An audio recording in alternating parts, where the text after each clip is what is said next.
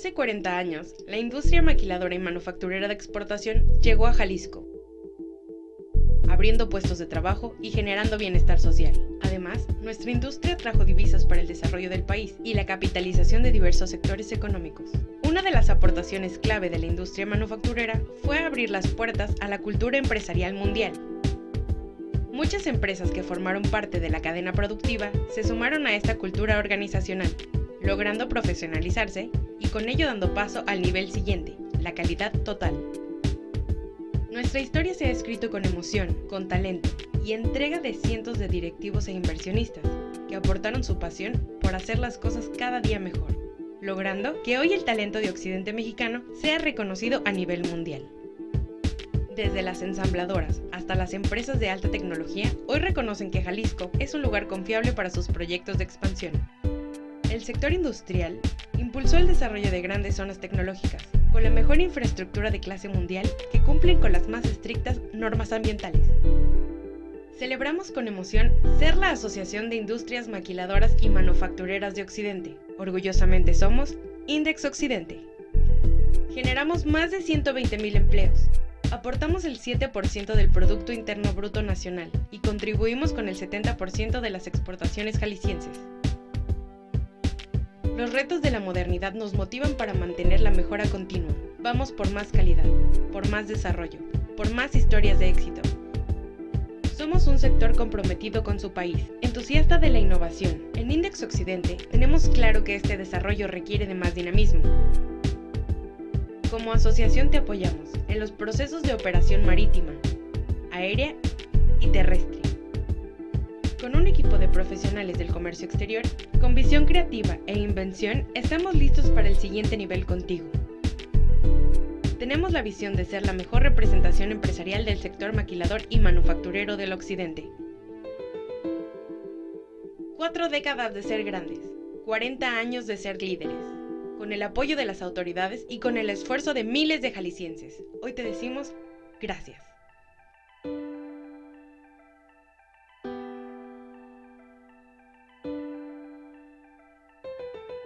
Somos Index Occidente, siempre en constante evolución.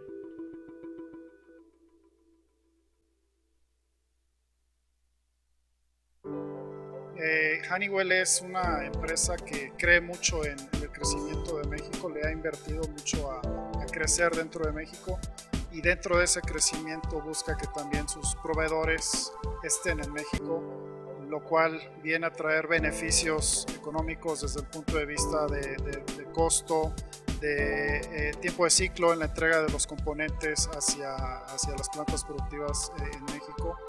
La experiencia que hemos tenido de participaciones anteriores en el encuentro de negocios han sido muy buenas. Se han logrado un crecimiento interesante en la proveeduría nacional, es donde nosotros apoyamos al desarrollo de proveedores en el país, ya sea proveedores nacionales o sean proveedores que tienen también un programa de industria maquiladora como nosotros. Los invito a que participen, que al igual como nosotros, como Honeywell, estaremos participando activamente. Bienvenidos y los esperamos en junio aquí en la Ciudad de México en el encuentro de negocios.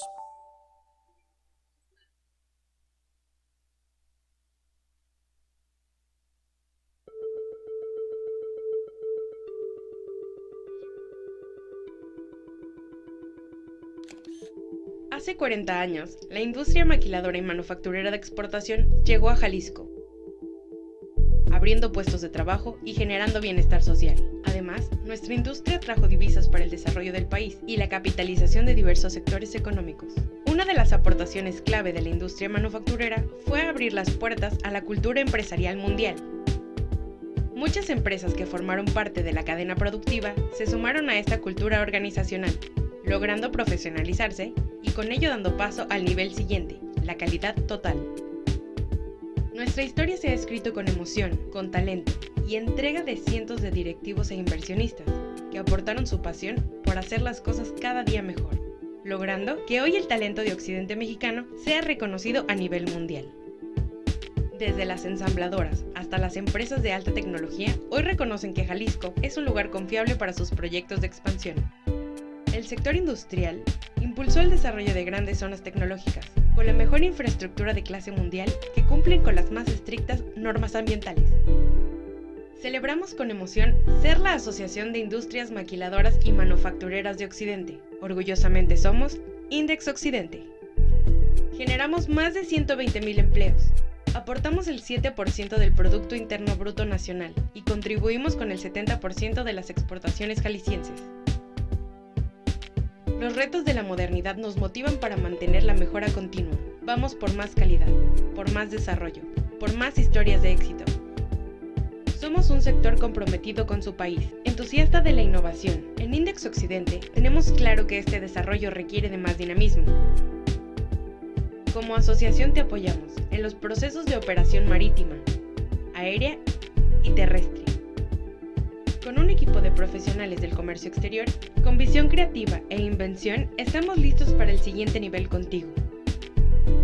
Tenemos la visión de ser la mejor representación empresarial del sector maquilador y manufacturero del occidente. 4 décadas de ser grandes, 40 años de ser líderes. Con el apoyo de las autoridades y con el esfuerzo de miles de jaliscienses. Hoy te decimos gracias.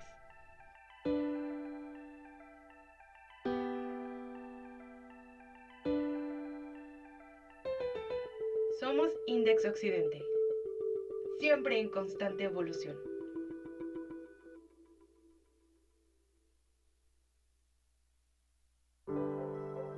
Honeywell es una empresa que cree mucho en el crecimiento de México, le ha invertido mucho a crecer dentro de México y dentro de ese crecimiento busca que también sus proveedores estén en México, lo cual viene a traer beneficios económicos desde el punto de vista de costo, de tiempo de ciclo en la entrega de los componentes hacia las plantas productivas en México.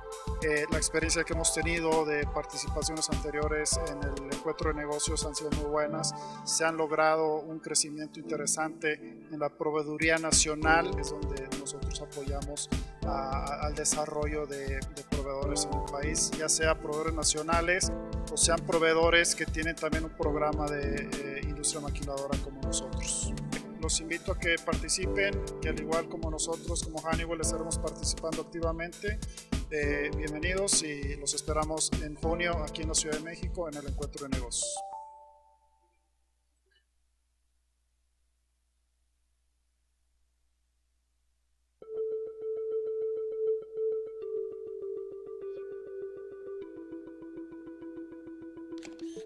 Hace 40 años, la industria maquiladora y manufacturera de exportación llegó a Jalisco, abriendo puestos de trabajo y generando bienestar social. Además, nuestra industria trajo divisas para el desarrollo del país y la capitalización de diversos sectores económicos. Una de las aportaciones clave de la industria manufacturera fue abrir las puertas a la cultura empresarial mundial. Muchas empresas que formaron parte de la cadena productiva se sumaron a esta cultura organizacional, logrando profesionalizarse y con ello dando paso al nivel siguiente, la calidad total. Nuestra historia se ha escrito con emoción, con talento y entrega de cientos de directivos e inversionistas que aportaron su pasión por hacer las cosas cada día mejor, logrando que hoy el talento de Occidente mexicano sea reconocido a nivel buenos días. mundial. Gracias a todos por su Desde puntualidad. Bienvenidos a Index Occidente, a la Asociación de Industrias Maquiladoras. Hoy reconocen que Jalisco es un esta lugar mañana, confiable todos ya puestos y puntuales. Está con nosotros Daniel Sánchez Elizondo. Muchas gracias, Dani. Director del Comité de Comercio Exterior de Index Occidente. Y como saben ustedes, también es socio de la práctica en comercio exterior por Baker McKenzie.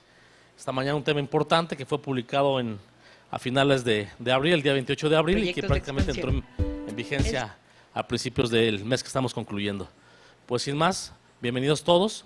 Las recomendaciones por aquí tenemos autoservicio, están en casa, bienvenidos todos. Tenemos un módulo general de baños aquí afuera y también uno aquí en esta parte por si alguien necesita. Entonces, están en casa y bienvenidos. Gracias, Fernando. Buenos días a todos. Gracias por estar aquí. Ya casi es viernes. Ya nos queremos ir a descansar, ¿no? Se ven algunas caras conocidas. Qué bueno que estén aquí. Bienvenidos. Sí. Nada más, también rapidísimo. Vamos a estar, ahorita teniendo la oportunidad de tenerlos aquí, vamos a estar generando temas de actualidad que los vamos a estar transmitiendo por streaming Ahorita saludamos a la comunidad de Aguascalientes IMEX que nos están viendo en vivo y próximamente lo vamos a estar liberando también para ustedes, para efectos de cuando la agenda se complique un poco, pues eviten el tráfico y todo esto. Entonces, pues están informados y hola Aguascalientes, ahí nos vemos pronto. Gracias. Gracias, Per. Bien, les comentaba que me da mucho gusto ver caras conocidas el día de hoy. Qué bueno que se interesan por estar actualizados, eso es muy importante en nuestra materia porque, bueno, todos los días hay cambios, ¿no? En la página del SAT hay algunos escondites secretos que hay que conocer para estarnos enterando de muchas de las modificaciones que salen. Recientemente, bueno, ya tiene algunos meses, quizá un año, por ahí existe un resolutivo en las reglas que cada año se publica y que te establece que las publicaciones que haga el SAT en la página tiene efectos vinculativos para ellos y son informativos para la comunidad. ¿Esto qué quiere decir? Que en este dinamismo que traemos en el comercio exterior, en donde la práctica supera a la regulación, necesitamos un medio ágil para que la regulación se adapte a nuestro día a día, a nuestra práctica. Y no sé si han oído de las resoluciones anticipadas, de las modificaciones a las reglas. Bueno, esas resoluciones anticipadas, gracias, el efecto que tienen es que te dan a conocer, como su nombre lo dice, anticipadamente cuál es el cambio que va a venir aquí, en estas resoluciones de modificaciones.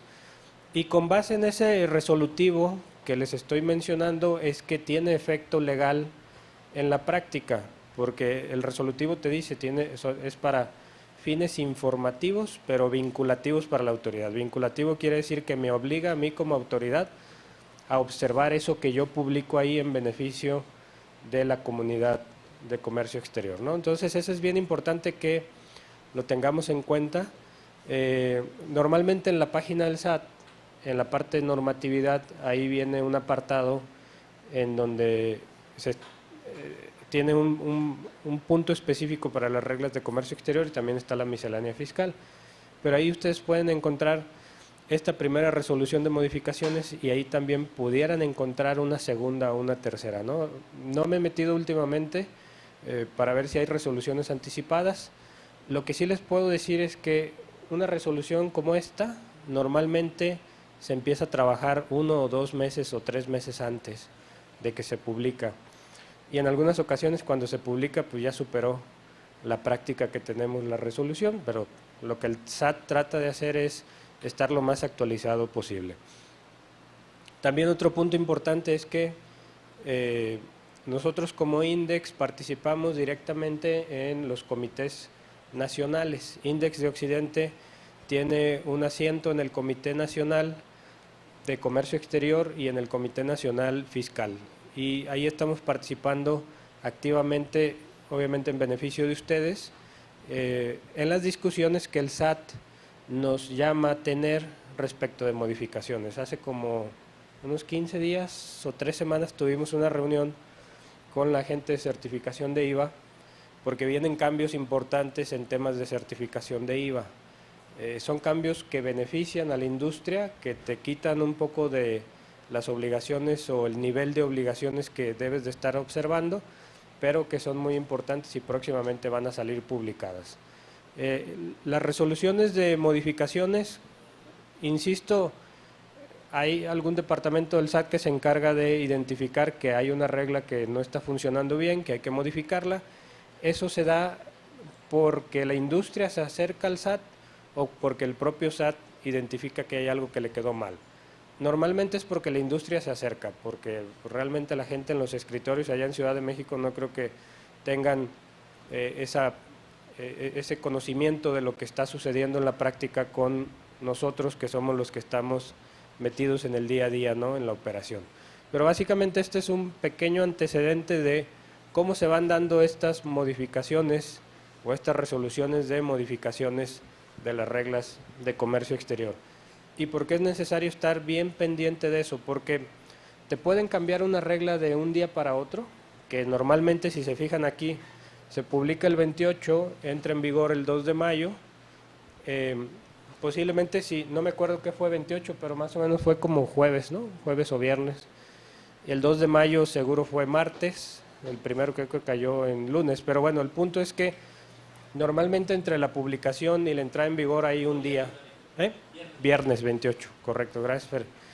Normalmente la entrada en vigor es de un día para otro y nos deja muy poco tiempo de reacción, salvo algunas excepciones que la autoridad visualiza que va a causar un impacto y en esos casos te manda la entrada en vigor a 3 meses, a 6 meses, incluso hasta un año, ¿no?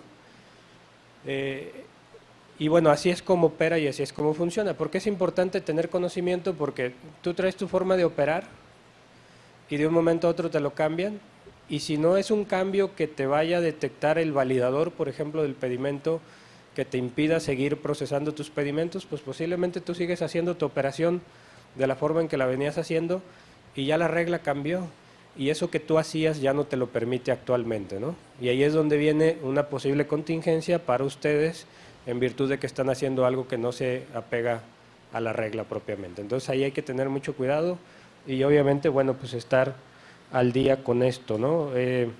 Hay una infinidad de empresas que se dedican a sacar resúmenes, en cuanto sale la publicación de las reglas ya están sacando un boletín, ¿no? Hay algunos muy buenos, otros que no dicen nada, simplemente te listan lo que se publicó ahí, pero parte de lo que comentaba Fernando, lo que nosotros queremos hacer como parte del servicio que les damos a ustedes es mantenerlos actualizados. Y no solo sobre estos cambios, sino también sobre cambios que todavía no se publican, pero que ya se están trabajando y se están cocinando ahí en el SAT, que pudieran beneficiarnos a nosotros, ¿no? Y más adelante les voy a platicar algunos, la verdad es que no podemos hablar mucho de eso porque todavía no se publica y tenemos una obligación de confidencialidad ahí con los datos, con el SAT, pero sí algunos temas, si quieren al final. Yo sé que el tema de certificación de IVA es un tema que nos quita el sueño a todos y si quieren podemos tocar algunos puntos. En esta primera resolución de modificaciones no hay muchos cambios en cuanto a las reglas de certificación de IVA, pero vamos a verlos más adelante. ¿Quién me ayuda con la presentación? Bueno, ¿algún comentario, duda hasta aquí? Bien, con toda la confianza me pueden interrumpir en cualquier momento y preguntar sobre algún punto específico de lo que estemos viendo. Consultas colectivas. Este es bien interesante y este fue uno de los puntos que estuvimos como sector impulsando ante el SAT. Tener la posibilidad de presentar consultas colectivas. ¿Esto de qué nos ayuda? A ver.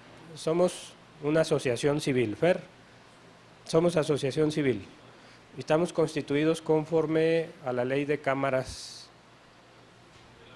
y el reglamento, ok. Entonces, como asociación, ustedes como usuarios o beneficiarios de esa asociación empiezan a identificar un tema en su operación que les afecta.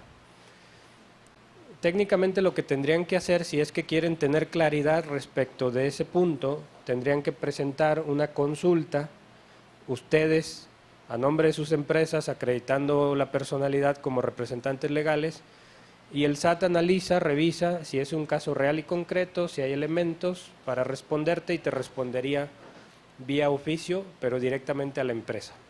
Lo que responda solamente te va a beneficiar a ti. Tú se lo puedes compartir a tu amigo o a tu amiga de otra empresa, pero legalmente no le ampara esa resolución a otra empresa, sino nada más a la empresa a la cual presentó la consulta. El tema de las consultas colectivas es muy importante porque nosotros como asociación podemos presentar una consulta sobre un caso real y concreto a nombre de la asociación y el SAT emite su opinión y nos favorece a todos los que son miembros de la asociación. Digo, obviamente, ese tipo de consultas colectivas, lo que vamos a obtener es un criterio general del SAT sobre la interpretación de una disposición, ¿no? Habrá empresas que digan, no, yo no estoy conforme con eso, porque yo quiero tener certeza jurídica y quiero un papelito con mi nombre ahí. Ah, bueno, pues entonces vete por el método tradicional. Pero este es un gran logro, y debo decirlo así, para el sector. ¿Por qué? Porque siempre habíamos estado presentando consultas y obviamente nos contestaban en vía económica por correo electrónico, y en algunas ocasiones nos decían, bueno, te voy a sacar un boletín, y entonces nos convertimos en tener un cúmulo de boletines que al rato ya no sabemos ni en cuál vamos ni dónde están, ¿no? Y que el boletín 070 y que el boletín 007, y bueno, te pierdes en tanto boletín. Esta parte de consultas colectivas lo que nos va a ayudar es que cuando identifiquemos un caso común de toda la membresía, pues inmediatamente trabajamos, presentamos la consulta, recibimos la confirmación o la interpretación del SAT y sacamos un boletín informativo para ustedes, que de alguna forma debe de existir una comunicación, ¿no? En alguna ocasión alguien reclamaba de la industria, pues que son muchos los boletines que saca Index Nacional, que todos los días salen 7, 8 boletines de distintos temas, laboral, seguridad social, fiscal, comercio exterior. Bueno, pues ese es el único método. Todavía no hemos desarrollado un medio de comunicación por telepatía en donde te conectes a una máquina y te actualice. Hay que leer todavía, no hay que ser flojos ahí en la lectura, ¿no? Entonces, ese punto de las consultas colectivas se adiciona a esta regla 126 y nos establece la posibilidad de presentar estas consultas. ¿Qué organizaciones las pueden presentar? Asociaciones patronales, cámaras de comercio, asociaciones civiles. Cuando vean una factura de Index, van a ver que es, creo que es Index de Occidente, o Asociación de Industria Maquiladora y Manufacturera de AC, que es Asociación Civil. Y ahí es donde estamos nosotros situados, ¿no? Sindicatos obreros, agrupaciones ganaderas, agrícolas, pesqueras y colegios de profesionales, ¿no? Barra Mexicana de Abogados, el Colegio de Contadores y una infinidad ahí de organizaciones.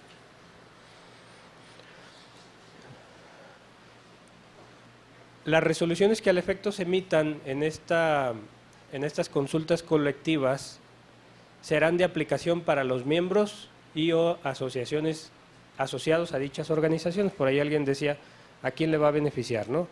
Y obviamente, bueno, si no pagas tu cuota, pues no te beneficia, ¿no?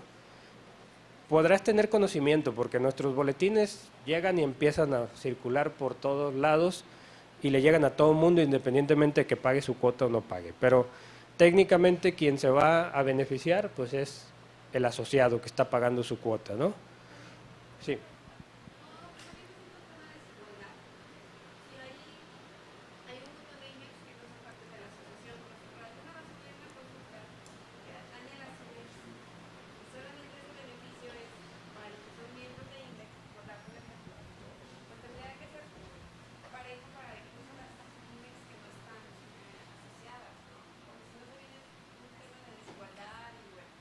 Sí, mira, ahí entra el punto de que las consultas que se presenten ante el SAT tienen que ser sobre situaciones reales y concretas, si no, no te responden.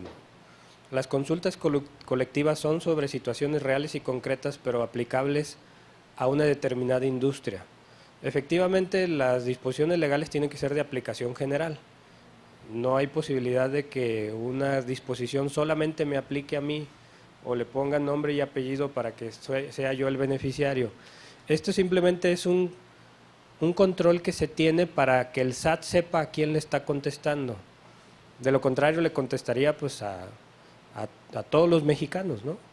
Y en este caso, las consultas colectivas, vamos, si tú eres una IMEX que no eres parte de Index y te enteras de que hay una consulta ya resuelta en un sentido, claro que la puedes utilizar. O sea, no vas a llegar tú con el SAT y le vas a decir, es que en esta respuesta a consulta colectiva, tú dijiste que esta disposición se interpretaba de esta forma y yo la seguí y ahora me estás multando por eso. Ah, te estoy multando porque tú no eres parte de Index. No, eso no puede suceder. O sea, es de aplicación general, es simplemente acotado a quién, pues a quien la presente, ¿no? A esos son a los que les responden. Pero lo que se responda, si te beneficia a ti, aunque no seas parte, lo puedes seguir. Les voy a poner un ejemplo, los famosos amparos, que están muy satanizados, ¿no? Yo soy una persona física, soy un político que tengo miedo, así como dicen, ¿no? Tengo miedo de que me vayan a meter a la cárcel o que me priven ilegalmente de mi libertad. ¿Por qué? Pues por mi propia actividad política, y no tengo fuero, no soy diputado, yo soy un político de los que anda por ahí en Morena, el PRI o el PAN. Y entonces yo presento un amparo, y ese amparo se va a resolver sobre la situación particular que yo le estoy exponiendo a los tribunales. Y hay una persona en una situación similar a la mía, de otro partido político. El amparo, cuando me lo contesten, va a surtir efecto solamente en mi persona. Sin embargo, la otra persona que sepa de mi caso y que diga yo tengo la misma situación que esa persona, ¿qué es lo que tiene que hacer? Ir y solicitar un amparo en lo personal, porque no hay forma de que ese amparo que yo pedí le aplique a todos los demás, pero sí hay forma de que los demás sepan que si están en una situación similar y a mí ya me lo dieron, a ellos se lo tienen que dar. Es lo mismo que sucede aquí, ¿no? Una IMEX que no es parte de INDEX, que sabe de una consulta colectiva, pues dice yo también puedo beneficiarme de eso y lo aplico, ¿no? Entonces es por eso nada más para tener un control de a quién se le va a contestar. Estas consultas se presentan ante la Administración Central de Normatividad de Comercio Exterior y Aduanas, siguiendo la ficha de trámite 81, LA. Ya ven que ahora todas las instrucciones vienen en fichas de trámite que forman parte del anexo 1A, y no es otra cosa más que una hoja técnica de qué es lo que tenemos que cumplir para cada uno de los procedimientos, ¿no? Y estos son los requisitos que establece la ficha. Por eso le preguntaba a Fer que si somos una asociación civil constituida conforme a la ley de cámaras empresariales y confederaciones, y efectivamente debemos de estar constituidos así. Original y copia certificada del poder del representante legal, identificación y la consulta con los elementos y documentos relacionados con las mismas. Pero bueno, el punto aquí, lo importante es que ya tenemos una herramienta más como para colectivamente pedir un criterio y comunicárselos de una forma más formal a ustedes, ¿no? No simplemente que, pues yo soy cuate de María Elena Sierra y le mando un mail y me contestó. No, ya es algo más formal a través de la asociación o a través de Index Nacional, en donde presentamos una situación, nos responden y con base en eso ya podemos comunicarles a ustedes ese tema. Adelante, por favor.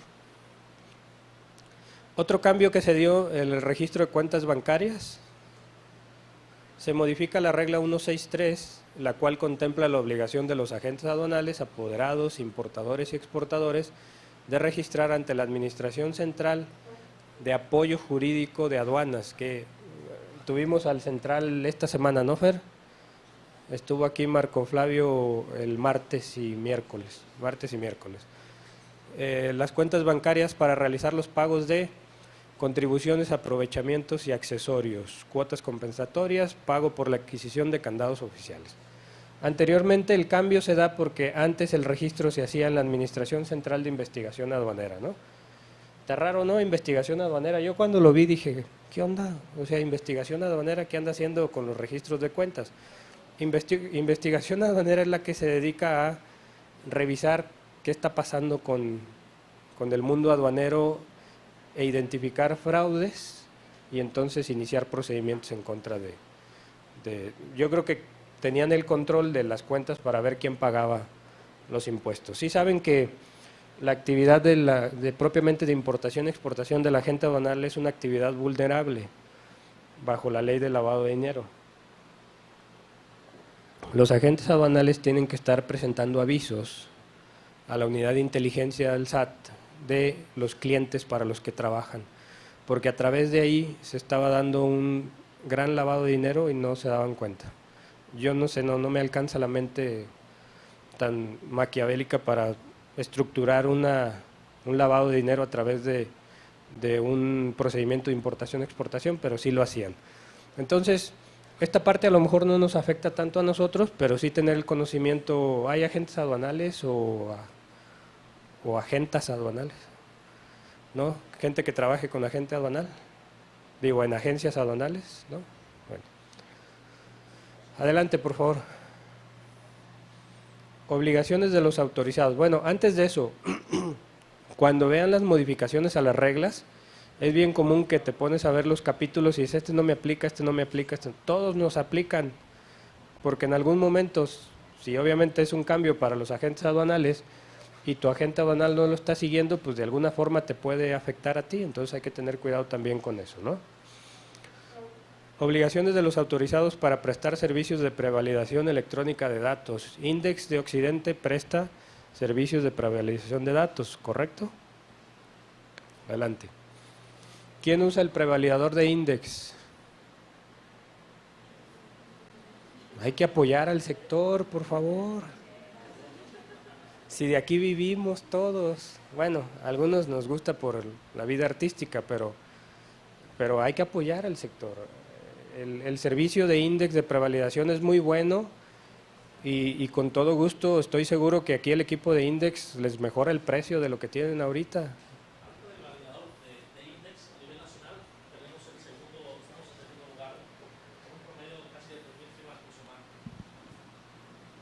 Los saludamos pronto. Gracias. ¿Y cómo andamos en tema de costos, Fer? Bien. ¿Competitivos? Sí, bastante. 23 pesos, 25 pesos nos podemos adecuar al presupuesto que se tenga y desde luego estamos con un ahorro más del 50-70% con agentes aduanales. Perfecto, bueno. Digo, a lo mejor no está en su poder de decisión cambiar con quién prevalidar, pero sí, esta es una opción más que tienen ustedes a la mano, ¿no? Bien, en este tema se modifica la regla 182 para adicionar las siguientes obligaciones a quienes estén autorizados para prestar los servicios de prevalidación. Permitir visitas de verificación respecto de tecnologías de la información, confidencialidad y seguridad de la información.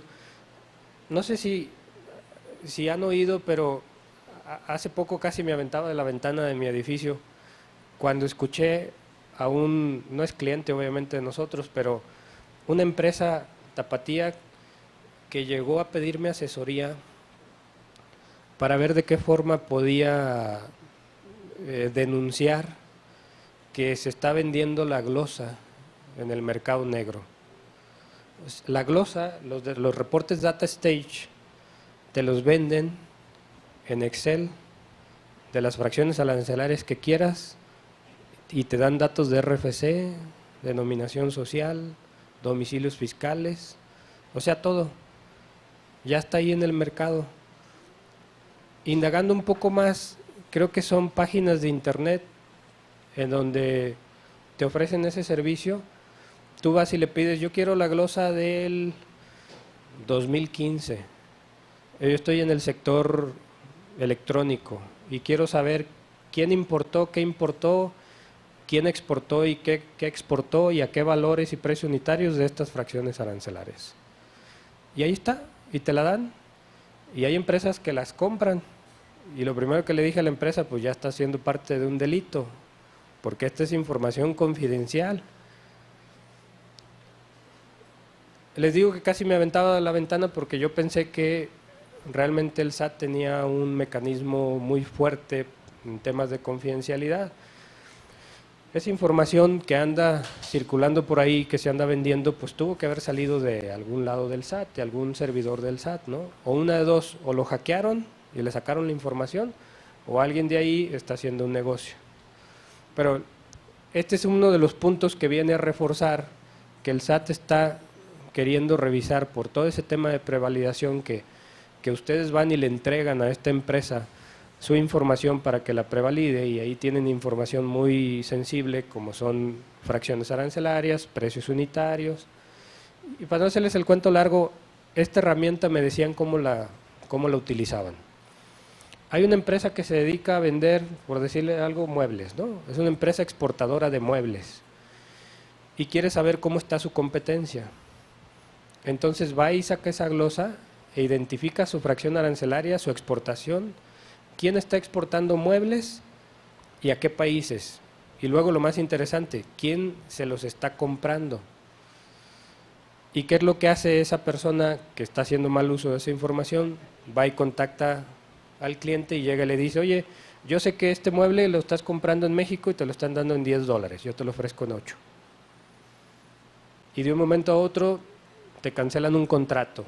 Ay, pues cómo tuvieron información para saber o para ofrecer un mejor precio. Entonces hay que tener cuidado con ese tema de la confidencialidad de la información, ¿no? Y viene de la mano con esta modificación a la regla, porque la prevalidación es un punto importante en donde la información llega, se almacena, se prevalida y se regresa al usuario. Y seguramente ahí queda. Y por eso el SAT dice, yo quiero visitarte para ver qué tecnologías tienes, qué herramientas tienes de confidencialidad de la información.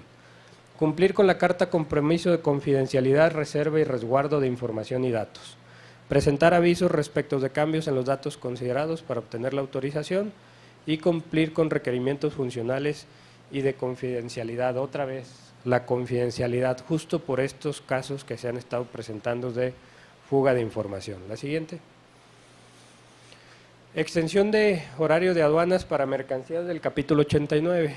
En el capítulo 89 tenemos a barcos y embarcaciones, ¿cómo dice? Permítame tantito. Embarcaciones flotantes, este es el capítulo 89. Creo que ninguno de los que estamos aquí nos dedicamos a fabricar embarcaciones o a importar embarcaciones, ¿no? A lo mejor Fer por ahí tiene que importar su yate, pero todavía no lo ha traído. Pero bueno, anteriormente el horario era de lunes a sábado de 9 a 12 y ahora es de lunes a sábado de 8 a 1. Bueno, le ampliaron una hora para los madrugadores, ¿no? El horario será aplicable para todas las aduanas del país, para la importación de este tipo de mercancías, ¿no? Insisto, esta modificación, ¿de dónde viene? Pues del usuario. Hay un usuario que está importando mercancías del 89 que quiere que le abran la aduana una hora antes, y va y lo pide y se lo hace, ¿no? Asignación y donación de mercancías no transferibles al SAE. Se adiciona esta regla 212 para establecer que las mercancías que causen abandono y no sean transferibles al SAE, al sistema de administración, sistema de administración de bienes, no me acuerdo, se las debo ese sistema. Deberán contar con un dictamen por parte de la autoridad competente previo a que sean asignadas o donadas por la aduana o por la ADACE. Hay un apartado dentro de la página del SAT en donde nos lista este tipo de mercancías que han causado abandono y que no pueden ser vendidas en estas subastas públicas. Y entonces le da la posibilidad de que algunas personas, sobre todo me imagino que es fundaciones, porque más bien habla de artículos perecederos, alimentos, medicamentos, cosméticos, que puedan presentar su solicitud de donación. Y entonces en lugar de tirar esa mercancía, que nadie la reclamó, porque hay mucha mercancía que llega a las aduanas y nunca aparece su dueño, y ahí la dejan, o mercancía que llega y no sabían que tenían que cumplir con un determinado permiso, no lo pueden obtener y dicen, mejor déjala en abandono, ¿no? O sea, ahí déjala que quede, que cause abandono y que se la quede el SAT. Ese tipo de mercancías, sobre todo las personas que están relacionadas con alguna fundación, hay que tener bien en cuenta esto, porque hay posibilidad de estar monitoreando esta página, ver qué mercancías hay en la aduana de Guadalajara, por ejemplo, y si hay algo que nos interese para la fundación que nosotros trabajamos, podemos ir y solicitar a nombre de la fundación que nos donen esa mercancía y podamos utilizarla en beneficio de la fundación, ¿no? La siguiente, por favor. ¿Qué es lo que tenemos que hacer? Revisar la ficha 82 para ver cuáles son los requisitos que tenemos que presentar. Se presenta el trámite a través del portal, accesando al sistema de asignación y donación de bienes por el SAT, solicitud de bienes de comercio exterior. Adelante. Me llamó la atención por la vinculación que luego tenemos con fundaciones y que muchas veces andamos sufriendo por obtener recursos. Y sería interesante que si les queda tiempo y quieren hacer alguna labor altruista, pues empiecen a revisar ese punto, ¿no? Autorización de exención de impuestos en mercancía de impuestos en importación de mercancía donada. Seguimos con el tema de mercancía donada, la siguiente.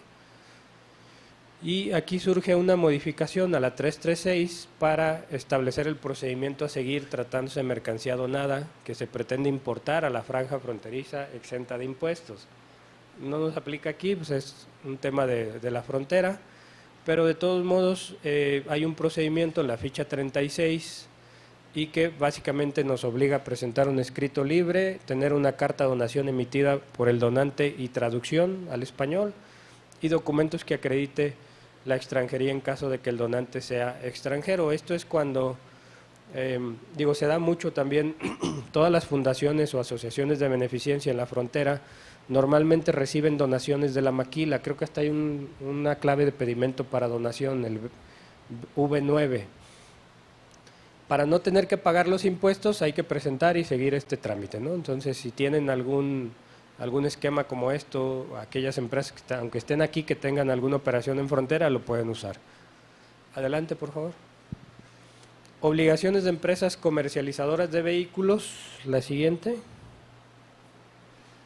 Se modifica la 356 para cambiar de 11 a 22 campos que los comercializadores de vehículos deberán reportar cuando importen de manera definitiva vehículos en archivos mensuales. Todas las armadoras en México, dependiendo de su producción, tienen un cupo de importación de vehículos nuevos fabricados en otros países. Y esta información se tiene que estar presentando de forma mensual para reportar cuáles son los vehículos que han estado importando y cuántos de esos vehículos se han estado vendiendo en el país, para tener un control de esa información. Estos son algunos de los campos que se añadieron. Te pide que le pongas el número de placas ya cuando el vehículo se vende.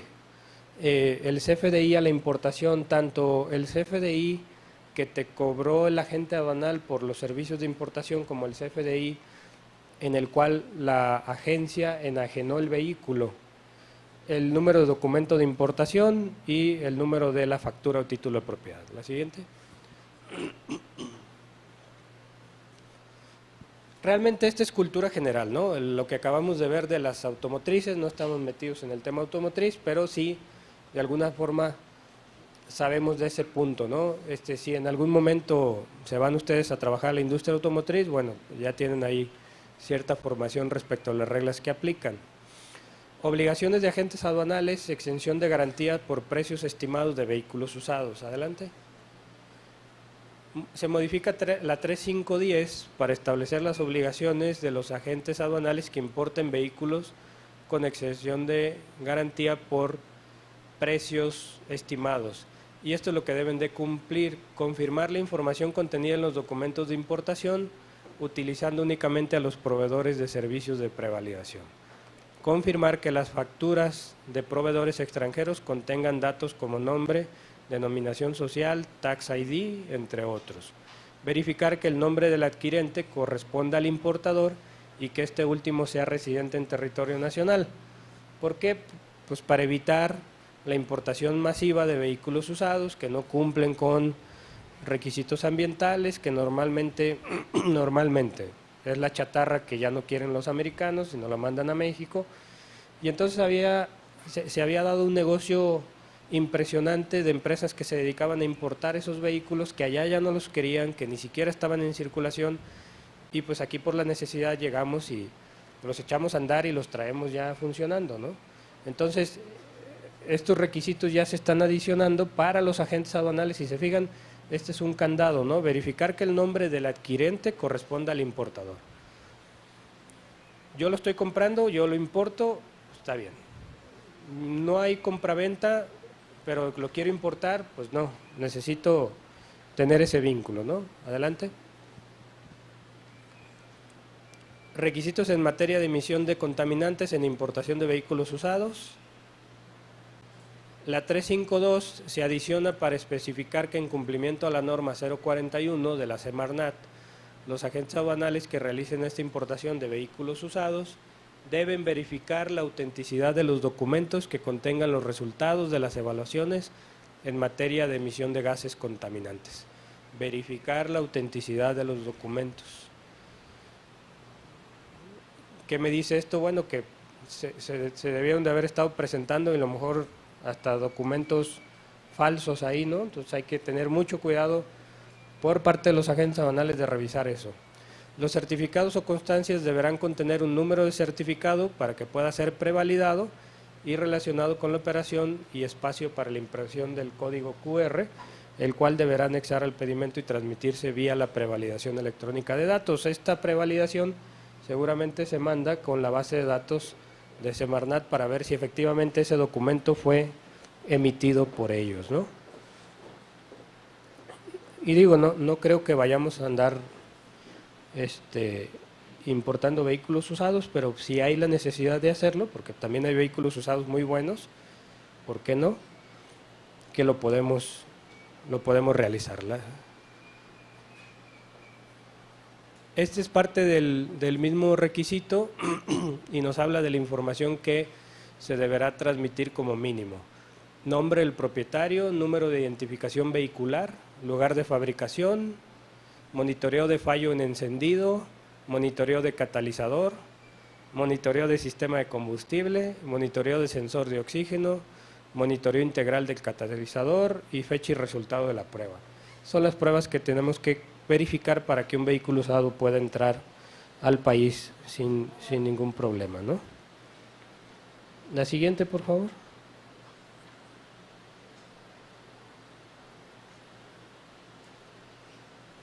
Autorizaciones conforme a las reglas generales en materia de comercio exterior.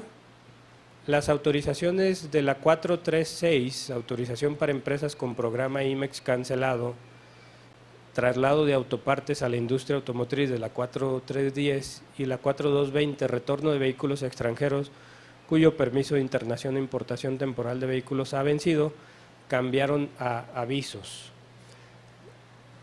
La diferencia entre una autorización y un aviso, hay un abismo ahí entre uno y otro. Muchas veces el SAT se equivoca y te establece una figura de un aviso con el nombre de autorización. La diferencia entre un aviso y una autorización. La autorización, su nombre lo dice, necesitas autorización del SAT o de la dependencia de gobierno que establezca ese trámite. Yo preparo mi documentación, preparo mi solicitud, voy y la presento y el trámite me dice, tengo 10 días para contestarte tu solicitud. Esa es una autorización. ¿Hasta cuándo voy a poder gozar de los beneficios de esa autorización? Cuando ya tenga yo mi oficio de autorización. El aviso, la naturaleza jurídica es distinta, porque el aviso es, te notifico, te digo que voy a hacer algo y desde el momento en que te digo que lo voy a hacer, lo puedo hacer.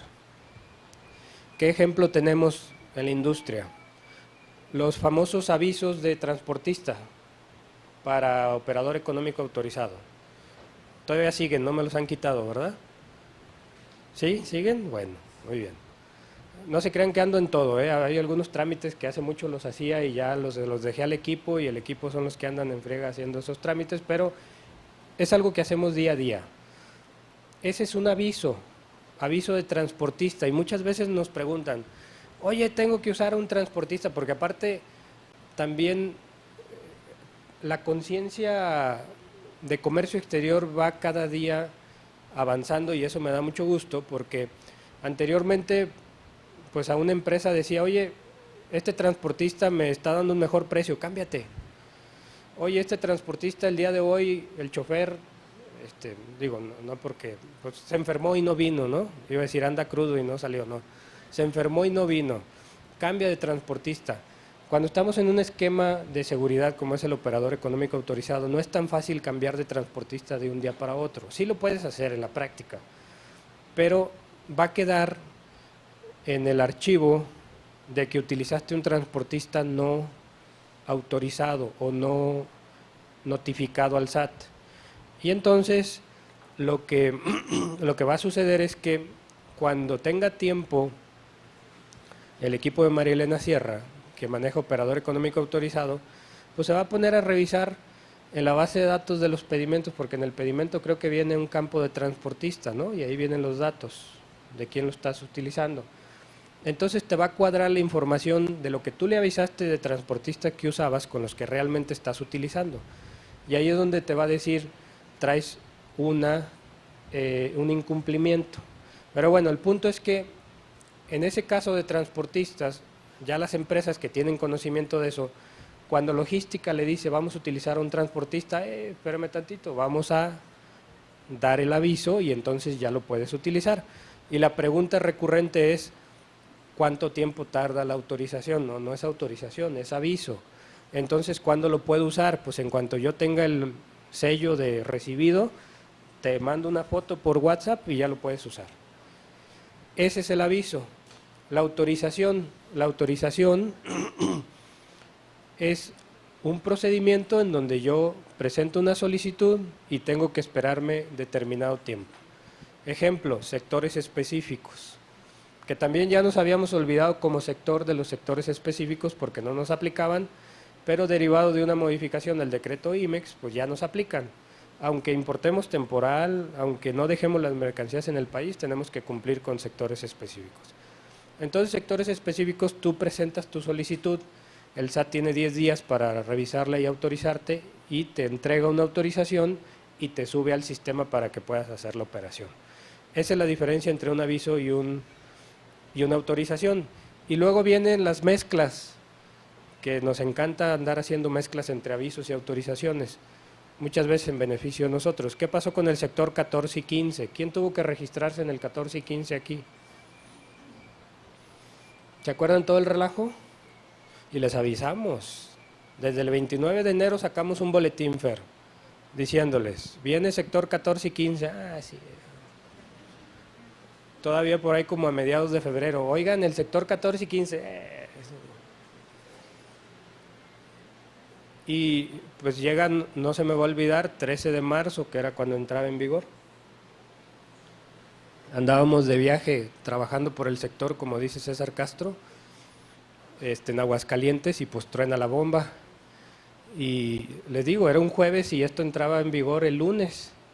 Y pues a echar a andar a toda la maquinaria de INDEX para establecer contacto con la gente padrón de importadores para ver qué podíamos hacer.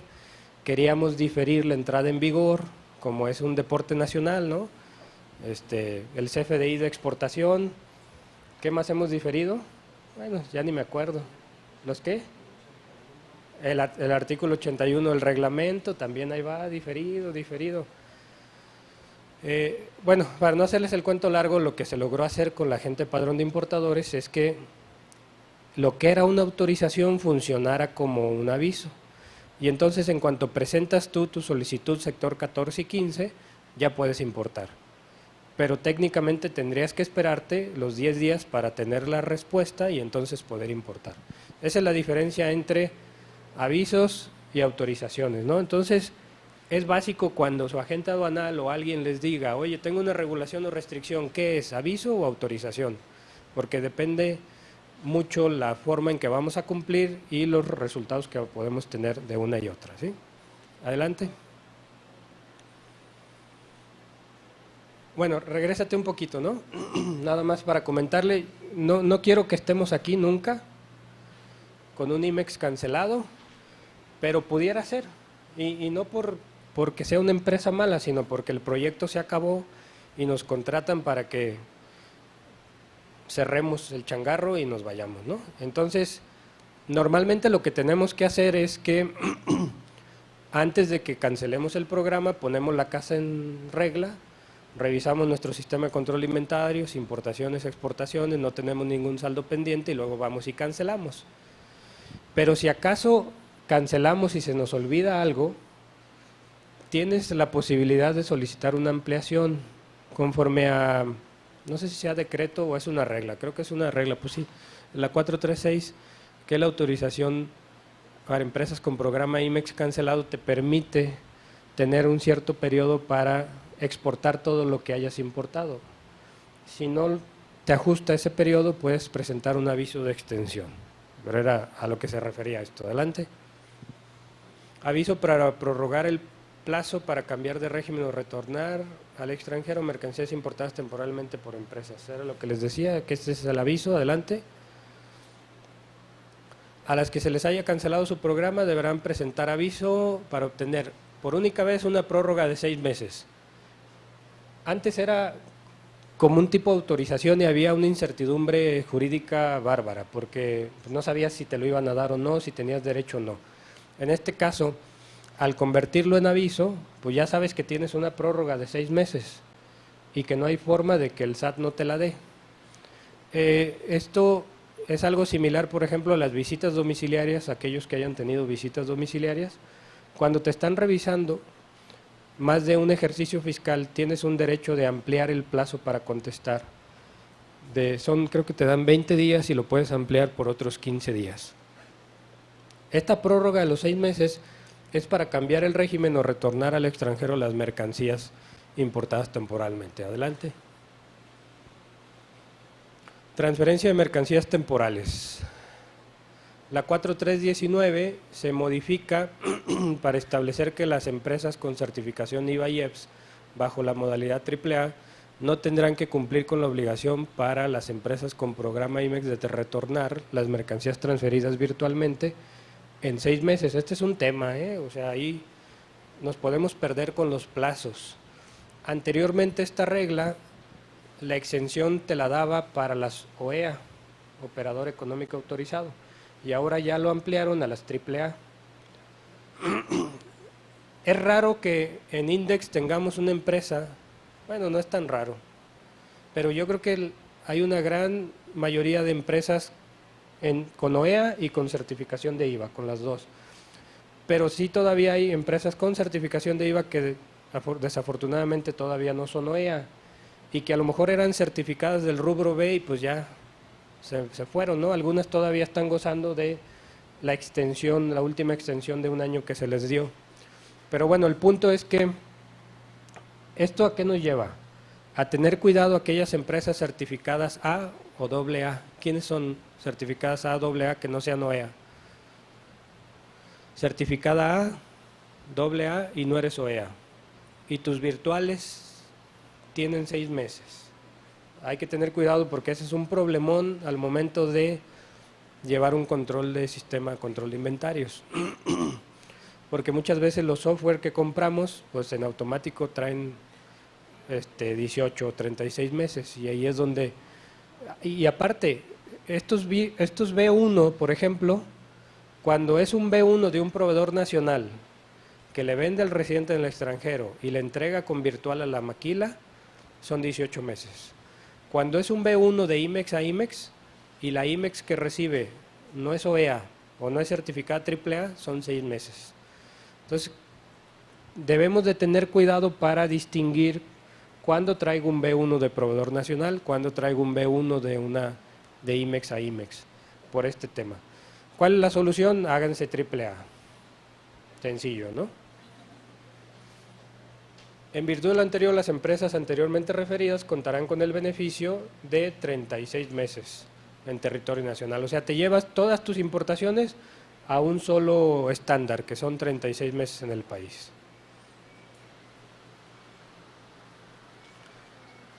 ¿Alguna duda aquí? ¿Acá?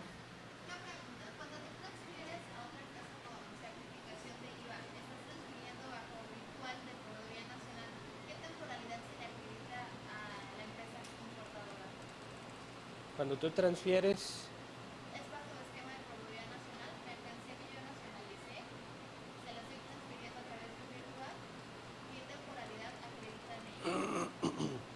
Ok.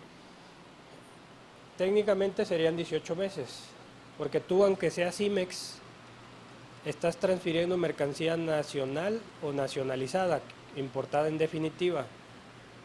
Pregunta, ¿esa mercancía la estás vendiendo al residente en el extranjero? Sí. ¿Se la vendes al residente en el extranjero? Y creo que ahí en el campo de observaciones, no, hay algunos campos en donde debes de poner tu RFC. Así es. Cuando Ok. haces un esquema de proveeduría nacional, tienes que declarar el RFC del importador, creo, en tu pedimento, y él también te Es que hay que tener cuidado ahí con eso, porque normalmente esa virtual de proveedor nacional está diseñada para proveedores nacionales que no tienen programa. Por eso en el pedimento les piden que declaren el RFC del proveedor nacional. Entonces, tú aunque seas IMEX, si tú actúas como un proveedor nacional que no quieres hacer uso de tu programa, tienes que poner ahí el RFC para que identifique la operación que es una proveeduría nacional, pero son 18 meses. Y por ejemplo, si él es certificado en IVA, tendría que estarlo incluyendo en su anexo 31, esa clave de pedimento. Si es certificado en IVA y EPS y es AAA, tiene 36 meses. Si es AA o simple A, tiene 6 meses. Perdón, 18 porque es proveedor nacional. Ahora, al momento de importarlo de forma temporal, la empresa que recibe tiene que declarar el IVA. Y si está usando la forma de pago 21, que es crédito al IVA, sí tiene que reportarlo para descargas de anexo 31. Entonces, como quien dice, se traslada un IVA ficticiamente, porque si yo ya lo pagué cuando hice mi F4, ya no hay IVA por esa mercancía para mí. Sí, lo que pasa es que estás llevando a esa mercancía nacional al mundo temporal. Y como la estás llevando al mundo temporal y tienes un beneficio de la tasa 0%, pues tienes que cumplir con los requisitos de la importación temporal. No es, 36 meses, si es AAA, 36 meses. Si es A o simple A y es proveedor nacional, como lo comentas, son 18 meses. Sí, ahí hay alguna confusión en el tema de virtuales, porque dicen, oye, yo ya importé temporalmente y yo ya determiné y pagué el IVA. Bueno, no lo pagué, sino utilicé un crédito al IVA. Y luego se lo transfiero a otra IMEX, y esa otra IMEX tiene que volver a determinar el IVA, sí, porque el IVA se genera por cada importación temporal, así como el IVA se genera por cada enajenación de un bien que nosotros hacemos en el país. Una empresa, es bien común que vayamos a comprar al súper y tengamos productos de importación. Conforme a código fiscal, la primera venta después de la importación de un producto, la factura debe de traer el número de pedimento de ese producto. Si ustedes van al Sam's o van a Costco o van a Walmart o van a cualquier otro súper y se fijan en la factura, no trae ningún número de pedimento. Y ustedes están comprando un producto de importación. ¿Qué es lo que sucede? Que para evitarse el tener que incluir en esas facturas todos los pedimentos de los productos, lo cual yo creo que sería imposible hacerlo, se mete una comercializadora en medio entre la importadora y la que vende al final. Entonces tenemos a una importadora que luego le vende a Sam's o le vende a Costco o le vende a Walmart, y luego Walmart vende al público en general que somos nosotros, y ahí ya se corta la obligación de declarar el pedimento de importación en ventas de primera mano. Entonces, esa parte, ahí es importante tener en cuenta todos los requisitos que tenemos que cumplir al momento de la importación desde el punto de vista de IVA o la venta de un producto. En esa cadena que yo les explico, se da la importación del producto, se paga un IVA por la importación definitiva, se vende a la comercializadora, se paga otro IVA por la venta, se vende al cliente final, se paga otro IVA por esa venta. O sea, cada venta en la cadena de suministro lleva IVA. ¿Quién es quien finalmente paga el IVA y no lo recupera? Nosotros, el usuario final. Pero cualquier empresa intermedia tiene la posibilidad de pagar IVA y recuperarlo, ¿no? Pero nosotros como usuarios finales ya no. Adelante.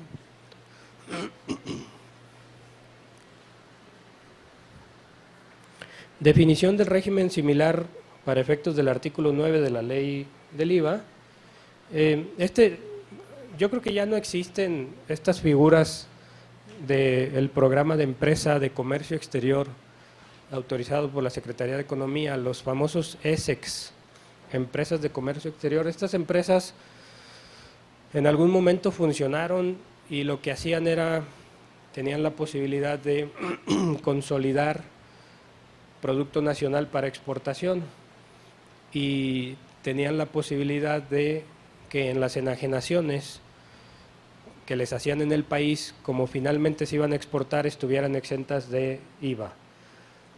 En ventas de exportación, la única posibilidad de aplicar una tasa 0% de IVA en la venta es que quien vende exporta, porque quien vende le vende un intermediario y ese intermediario exporta, esa primera venta tiene que llevar IVA en México, porque no es para exportación. Las empresas de comercio exterior hacían una recopilación de esa mercancía, por ponerles un ejemplo, artesanías. Hay una consolidadora de artesanías que era Essex, tenía el programa de la Secretaría de Economía, o Secofi en aquel tiempo, y entonces todos los artesanos de Tonalá le vendían a esa empresa Essex. Los artesanos cuando le vendían tenían que cobrarle el IVA y enterárselo al SAT, pero como estaba ese programa, esos artesanos le vendían sin IVA a tasa 0%, y entonces la empresa Essex consolidaba todo, lo metía en un contenedor y lo exportaba, y bajaba el beneficio, la tasa 0% a los productores. Era un programa de fomento, pero quedó en desuso y ya lo quitaron. Y lo que hicieron fue derogar esa regla 521, porque realmente ya está en desuso, ya no hay empresas de comercio exterior autorizadas. Adelante. Esta me llamó mucho la atención. Aunque no lo usamos mucho en la maquila, pero puede haber algunas empresas que lo estén usando. Retención de IVA en arrendamiento a extranjeros. Eliminan esta regla 523 y se eliminó el supuesto de retención de IVA en arrendamiento a extranjeros en la importación de bienes tangibles cuya entrega se hubiera efectuado en el extranjero para su uso o goce en territorio nacional. ¿Qué es lo que pasa con la maquila? ¿Quién es maquila de las que están aquí? ¿Sí saben la diferencia entre maquila e IMEX? ¿Sí? ¿No?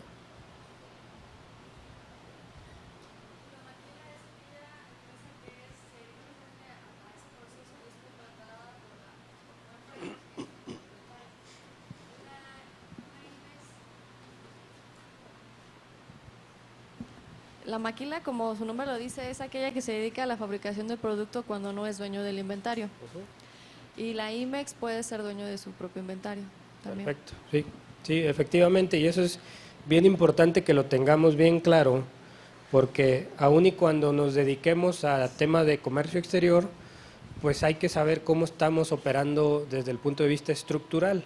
Efectivamente, la maquila es aquella empresa mexicana que contrata con un extranjero la manufactura de un bien sin ser dueño de los materiales y sin ser dueño de la maquinaria y equipo. Lo único que le prestamos al extranjero, le cobramos al extranjero es la mano de obra que contratamos. A diferencia del esquema IMEX, anteriormente PITEX, que son empresas igual mexicanas, pero que en lugar de contratar un servicio de manufactura, tienen un contrato de compraventa de bien final. Entonces lo que hace la empresa IMEX es, tiene maquinaria y equipo, la compra, hace la inversión de la maquinaria y equipo, aun y cuando le importe temporalmente, compra los materiales, insumos, partes y componentes y vende un producto final. Entonces, bajo el esquema de maquila, es bien común que tengamos la maquinaria y equipo propiedad del residente en el extranjero en comodato.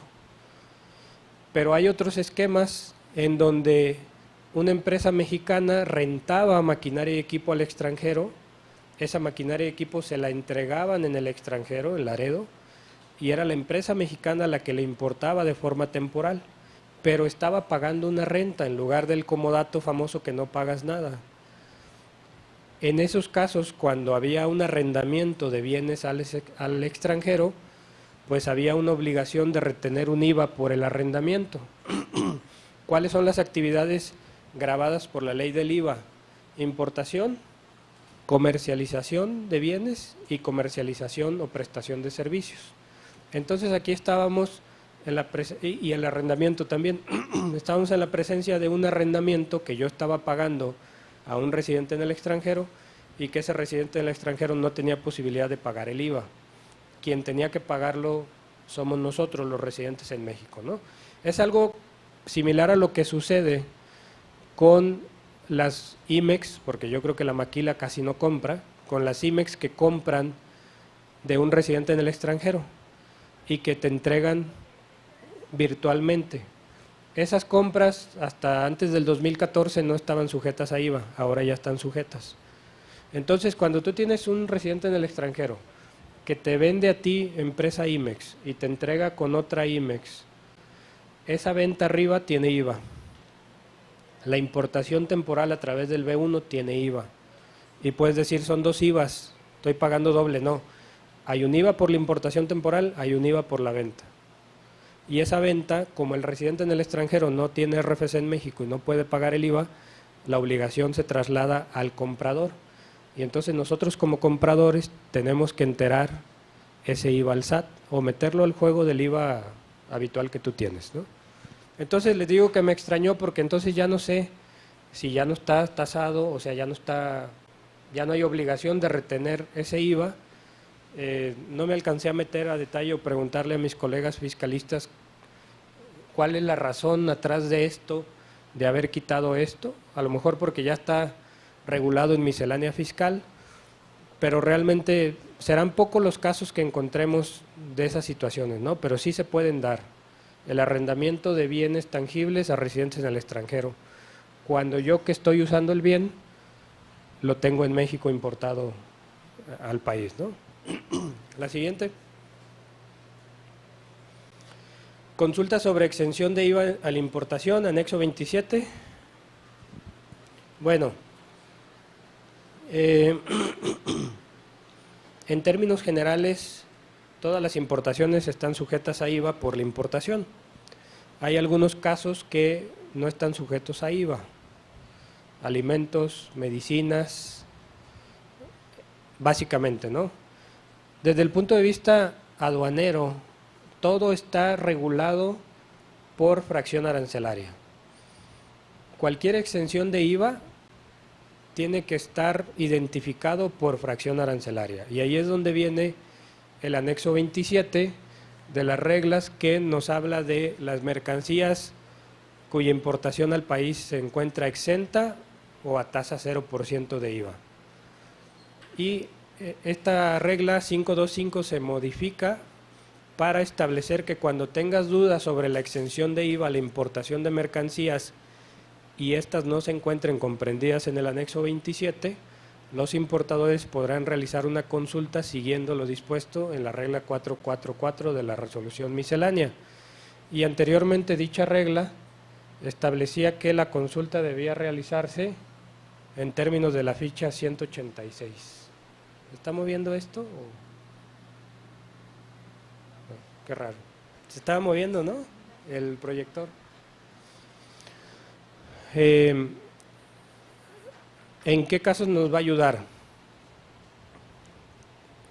Está bien claro que si nuestra fracción arancelaria está incluida en el anexo 27 no vamos a pagar IVA.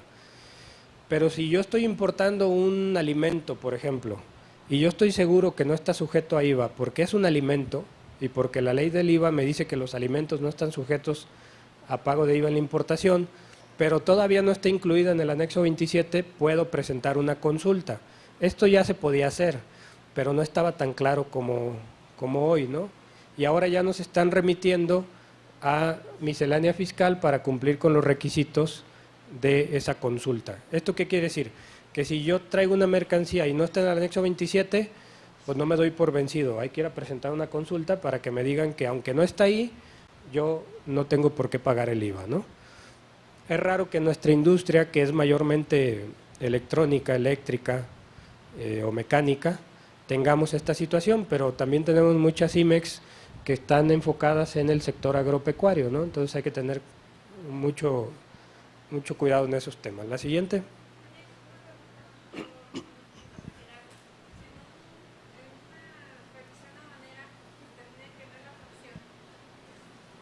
Sí. La que determinan en el rojo es que es una que no está enlistada en el anexo 27. Ahí que procede. Sí, bueno, vamos a tu caso. Tú importas, procesas un pedimento con una fracción arancelaria que está en el anexo 27 y no estás pagando IVA. Llega el reconocimiento aduanero, te hacen muestreo y a lo mejor 2-3 meses o en ese momento, si es de fácil identificación, te dice esta mercancía va en esta fracción y esa fracción no está en el anexo 27. Lo que va a pasar ahí es que ellos te van a determinar contribuciones omitidas y te van a determinar ese IVA. Y pues es un procedimiento administrativo en contribuciones omitidas que tú tienes 10 días para responder. ¿Qué es lo que tienes que hacer?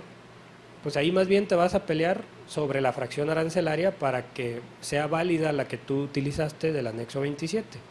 Ahora, si esa fracción arancelaria que te está diciendo la aduana, tú dices, bueno, sí, también ahí puede ir, pero sigue siendo en esencia alimento, pues vas a una consulta. ¿Cuánto tiempo se tardan en Pues supuestamente 3 meses, por ahí de unos 3, 6, 9 meses.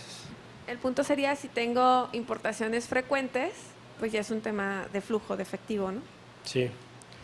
Bueno, ahí hay varias alternativas que puedes seguir.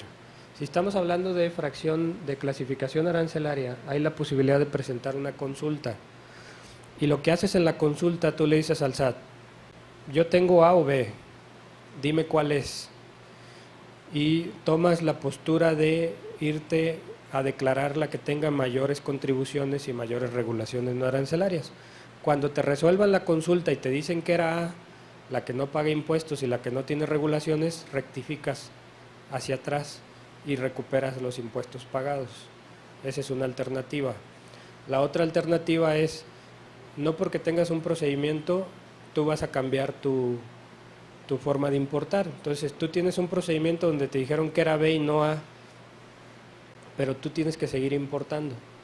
Te vas a pelear por A y vas a morir en el procedimiento queriendo que sea A y tú vas a seguir utilizando A hacia futuro.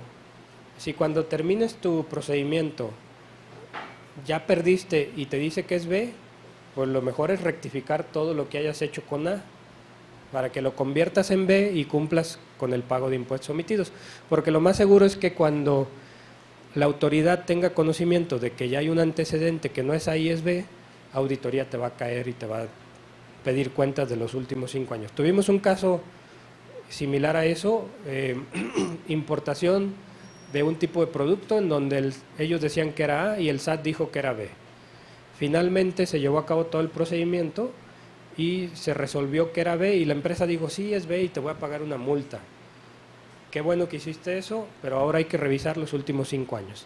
Proactivamente la empresa lo que hizo fue tocó la puerta del SAT, pidió una carta de invitación y le dijo, me voy a corregir de mis últimos 5 años, voy a rectificar mi fracción arancelaria y te voy a pagar la omisión de impuestos. Entonces, son 2 formas las que puedes atacar ahí. Cualquiera de las 2 tienes que cuidar cuál es el resultado final en un procedimiento administrativo aduanero, ¿no? Bueno, pregunta iba dirigida que en el momento que haces la consulta se tardan en contestarte y la buena sería que le incluyeran en el anexo 27 esa fracción, ¿no? Sí. Y en el inter de la respuesta tú sugieres ir importando con la fracción que dijo en ese momento el SAT, o la que tiene más contribuciones, pues. Esa sería una de las alternativas, pero ya sé hacia dónde vas. El hecho de que lo incluyan en el anexo 27, ¿es constitutivo de derecho o es simplemente informativo? Yo creo que es informativo porque lo que te da la exención es la ley del IVA, no el anexo 27. El anexo 27 lo único que trata de hacer es hacer la vida más fácil para nosotros y traducir lo que dice la ley del IVA a un lenguaje arancelario. Pero el hecho de que se incluya en el anexo 27 en 6 meses no quiere decir que no puedes regresar los últimos 5 años y pedirle al SAT la devolución de ese IVA, que ya se ha hecho, ¿eh? O sea, una empresa que viene importando un determinado producto que no está en el anexo 27, presenta una consulta y le dicen, sí, estás exento y sí debía de estar en el anexo 27, te puedes ir hacia atrás y pedir la devolución de ese IVA por pago de lo indebido. ¿Por qué pago el indebido? Porque yo no estaba obligado a pagar el IVA, simplemente no se les ocurrió subirlo al anexo 27, ¿no? Entonces, en tu caso, si tu consulta tarda 6 meses, tú puedes seguir la postura de seguir utilizando la fracción que no tiene IVA y cuando te confirmen, pues ya estás bien. O puedes seguir la postura de cambiar de fracción y cuando te confirmen, puedes volver y rectificar la fracción. Nomás que ahí estaríamos mezclando fracción con anexo 27, que no me gustaría mucho, ¿no? O sea, el punto es que hay muchas formas de atacar esos casos. Creo que aquí lo más importante es el tema de la fracción arancelaria. Si tú estás segura de la fracción arancelaria, pues entonces ya lo único que te queda resolver es el tema del IVA en el anexo 27. ¿Sí? Adelante, rectificación de pedimentos. Se modifica la 661 que antes te establecía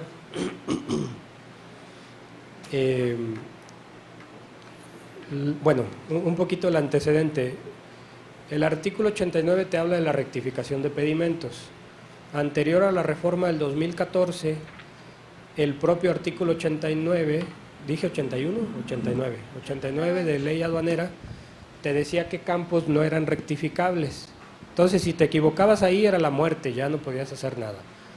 En 2014 se modifica el 89 y te dice todos los campos del pedimento son rectificables, excepto los que el SAT determine mediante reglas.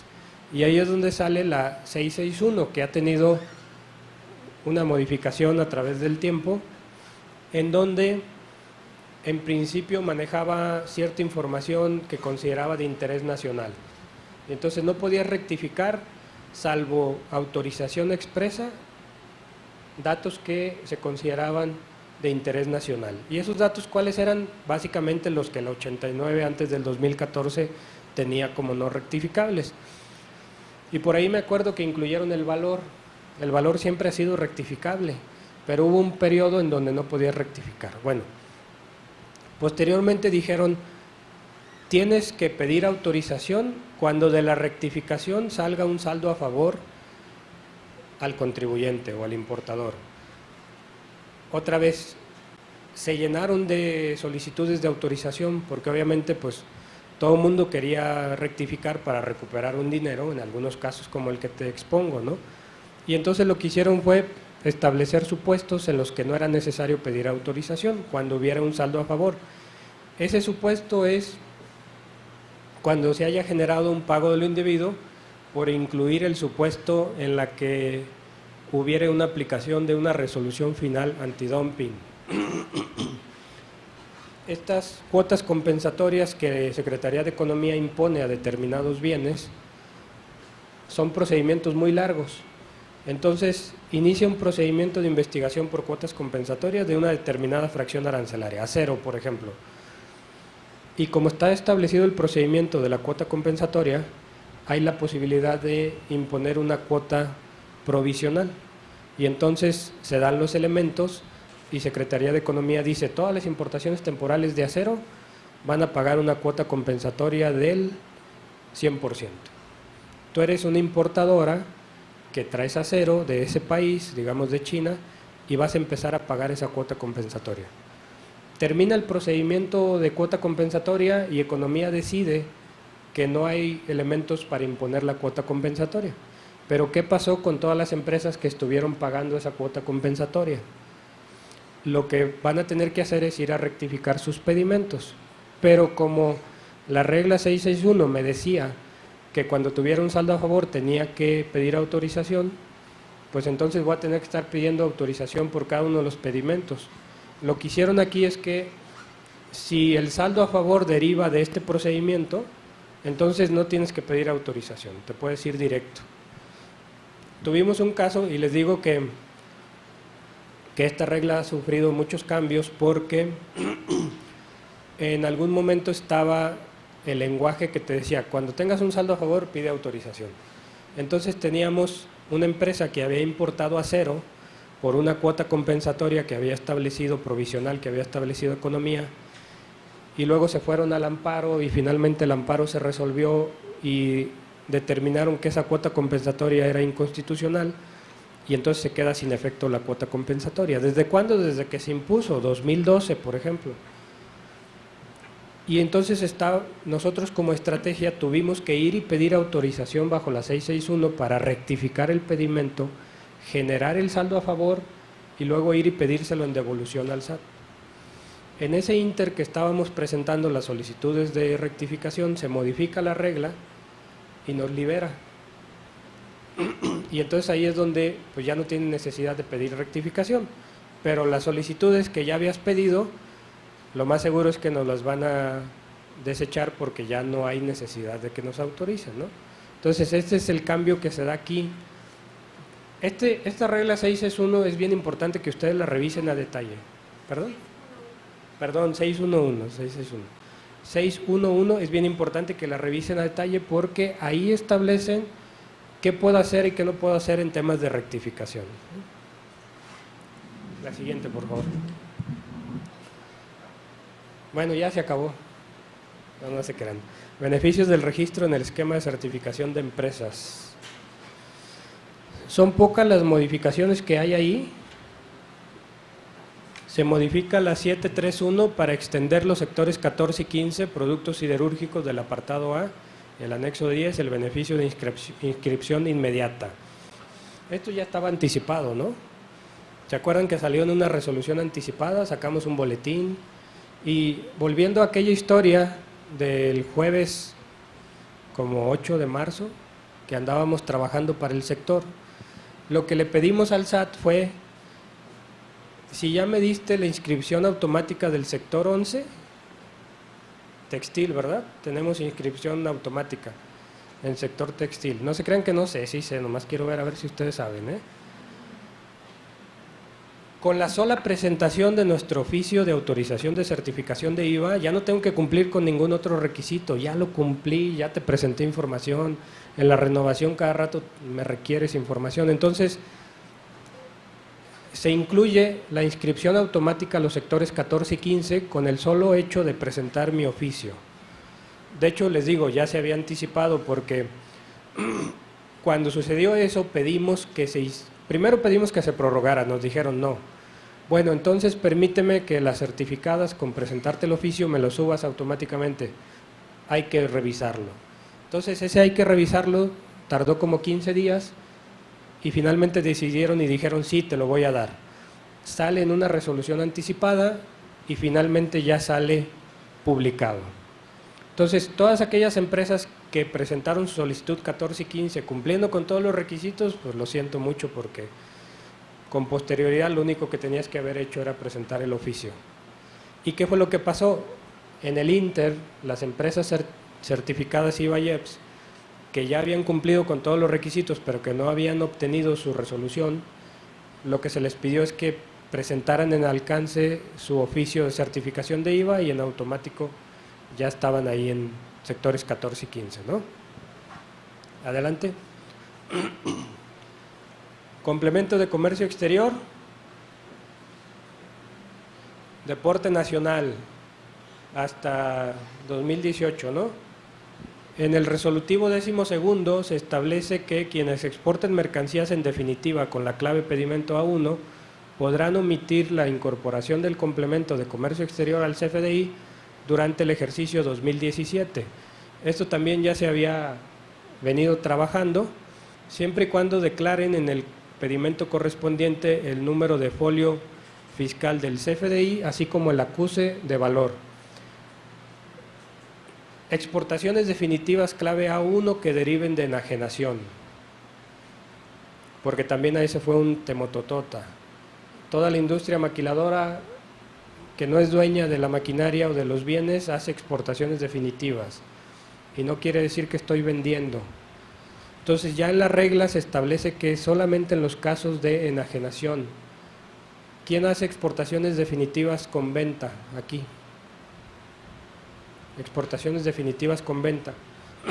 Bueno, pues tienes todo el ejercicio 2017 para adecuar tu sistema de facturación electrónico al complemento, famoso complemento de comercio exterior, que es infinidad de información que te piden ahí, ¿no?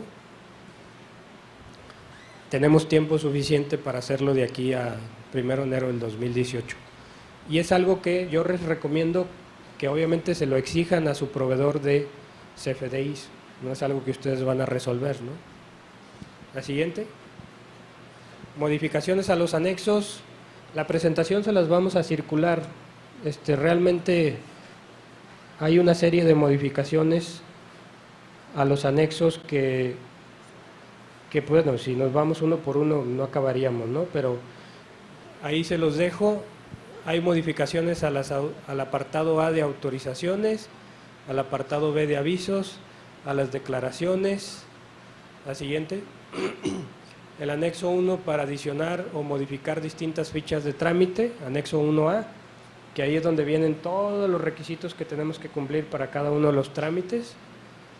Se adiciona el sector 16 automotriz al apartado A, padrón de importadores, las fracciones de vehículos. Pues esto ¿a quién le va a aplicar? A quien importe vehículos, ¿no?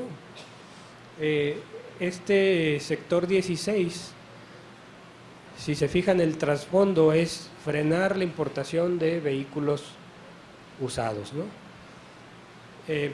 Para el tema de sectores específicos, cuando tú eres persona física, tengo entendido que hay una posibilidad de importar por una única ocasión, exentando de registrarte en este sector. La siguiente. Relacionado con los vehículos, para establecer el kilometraje que tienes, algunos identificadores, y creo que ya se acabó. Norma oficial mexicana, datos omitidos o inexactos en la etiqueta. Estos son de las normas contempladas en la 3720. Siguiente. Bien, eso sería todo del contenido que tiene. Si se fijan, relacionado con el sector no hay mucho, pero sí es importante que conozcamos todos los cambios. Un ejercicio que yo les recomiendo es, en cuanto salga una modificación a reglas, háganse un comparativo en Word, vean el texto actual y vean qué es lo que está modificando de cada regla, y así es bien fácil la lectura de ver cuál es el cambio, ¿no? Porque ese cambio que se está dando puede representar una contingencia incluso para ustedes en la forma de operar, como yo les decía desde un principio, ¿no? Entonces hay que tener mucho cuidado de qué es lo que nos está cambiando el SAT.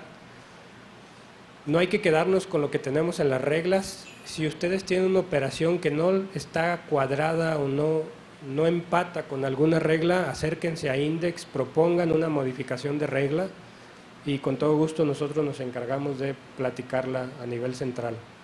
Es muy satisfactorio que una idea que tú tuviste en tu escritorio, que lo transmitiste a alguien y ese alguien se encargó de discutirlo y finalmente se ve reflejado en una regla, ¿no? No vamos a tener el sueldo de los diputados, pero también podemos legislar, ¿no? Desde nuestras trincheras. Entonces, pues, digo, abro el espacio, preguntas y respuestas, si tienen alguna duda sobre el contenido o sobre cualquier otro tema relacionado con las reglas, adelante.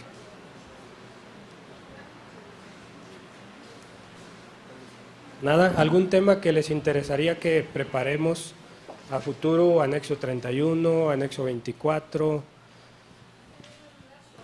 ¿Te la paso? Respecto a anexo 20 para facturación electrónica de muestras, Sí. sin enajenación, derivado de la última resolución, tengo entendido que ya es obligatorio presentar CFDI, igual, factura electrónica para muestras que no son una venta.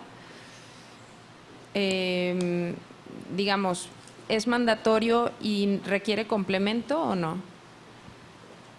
No requiere complemento, de hecho no estoy tan seguro, no he seguido el tema, no estoy tan seguro que en muestras, en exportación de muestras tenga que presentar CFDI, porque se presenta COBE en exportación y lo que se había discutido es que el COBE trae la información electrónica que traería el CFDI. Entonces era o COBE o CFDI, pero como el CFDI solamente aplica para venta o enajenación, desde el punto de vista fiscal, digo, tiene otras aplicaciones, ¿no? No recuerdo yo que se haya hecho obligatorio para el tema de muestras. ¿Dices que la última resolución esta o otra?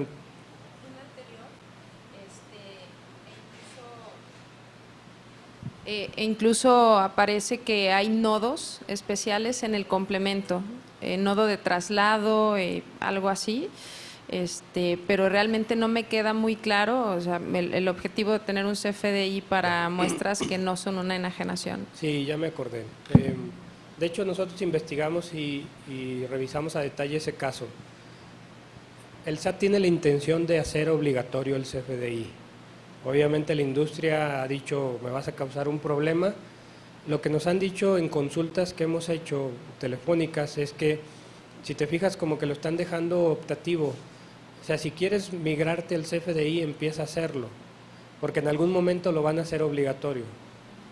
Entonces, ahorita de lo que yo tengo entendido es que en cualquier caso, o sea, obligatorio CFDI es enajenación. En exportación definitiva, que no sea enajenación, cualquiera que sea el caso, tienes el COBE o el CFDI. Pero el punto es, si yo no estoy enajenando, ¿cómo voy a generar un CFDI? Y tienen muchos nodos, como tú bien dices, traslado de mercancía, hay un CFDI por transporte. Han tratado de adecuar eso. La verdad es que todavía no saben ni cómo lo van a resolver, ¿no? Ahí lo que yo te recomiendo es darle una revisada a todas las reglas actuales como están, para ver cómo está la regla en función de este resolutivo que se acaba de publicar, ¿no? Porque aquí parece como si necesitáramos el CFDI y el COBE, que sería doble, ¿no? La discusión que tuvimos como Index de decirle no CFDI en exportaciones definitivas de la industria maquiladora es porque no hay una enajenación y Código Fiscal no te obliga a emitir un CFDI cuando no estás enajenando. Sí hay un CFDI para el transporte, pero es otro tema totalmente distinto, ¿no? Eso por una parte, y el otro argumento fue, ya tienes el anterior COBE, creo que ya no se llama COBE, pero el acuse de valor o comprobante de valor electrónico, ahí tienes ya todos los datos electrónicos y te los transfiero como parte del pedimento. Entonces sí, perdón que no te responda tu pregunta así concreta, pero es un tema bastante complicado que tiene muchos supuestos. Tuvimos una consulta que identificamos como unos 12 supuestos de exportación definitiva por distintos motivos, ¿no? Bueno, a ti. ¿Algún otro comentario? ¿No, Fer? Dani, muchas gracias. Le damos un aplauso, si me lo permiten, a Daniel. Muchas gracias, Daniel, como siempre, muchas gracias. Y agradecer a ustedes también su tiempo esta mañana, que tengan buen día. El miércoles 31, la siguiente semana, tenemos un webinar de digitalización del IMSS, beneficios para empresas y trabajadoras. Lo vamos a mandar y si lo pueden compartir con sus áreas de RH, será de mucha utilidad. Que estén bien, buen día.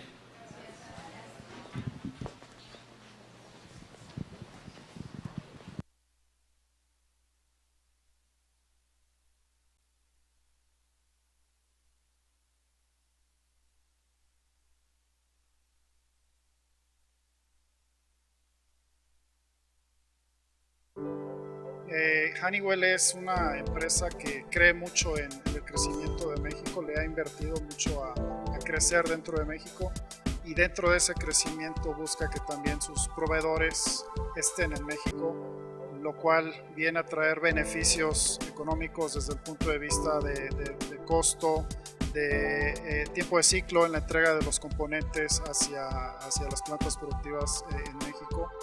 La experiencia que hemos tenido de participaciones anteriores en el encuentro de negocios han sido muy buenas. Se han logrado un crecimiento interesante en la proveeduría nacional, es donde nosotros apoyamos al desarrollo de proveedores en el país, ya sea proveedores nacionales o sean proveedores que tienen también un programa de industria maquiladora como nosotros. Los invito a que participen, que al igual como nosotros, como Honeywell, estaremos participando activamente. Bienvenidos y los esperamos en junio aquí en la Ciudad de México en el encuentro de negocios.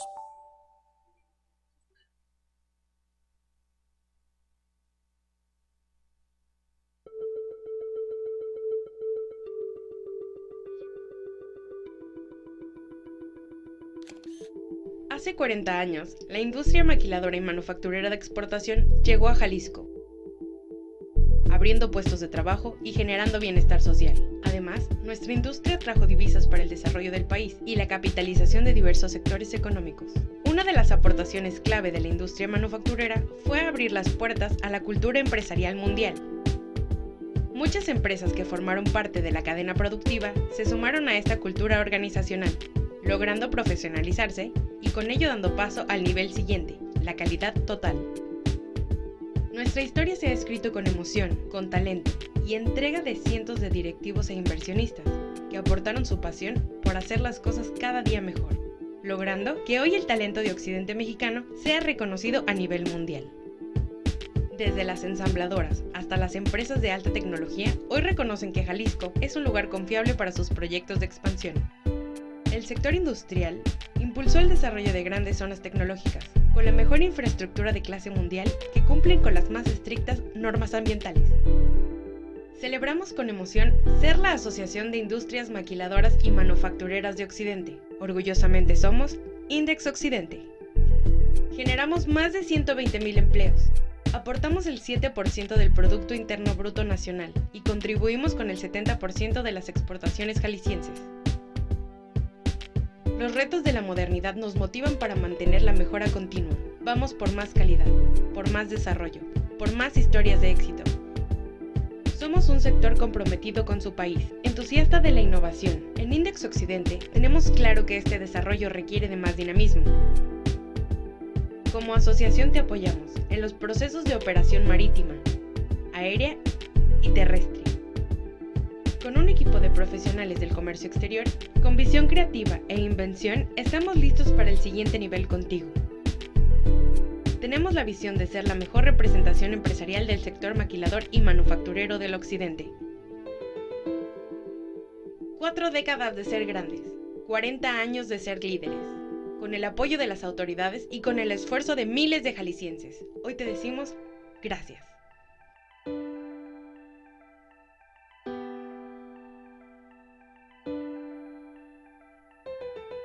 Somos Index Occidente, siempre en constante evolución.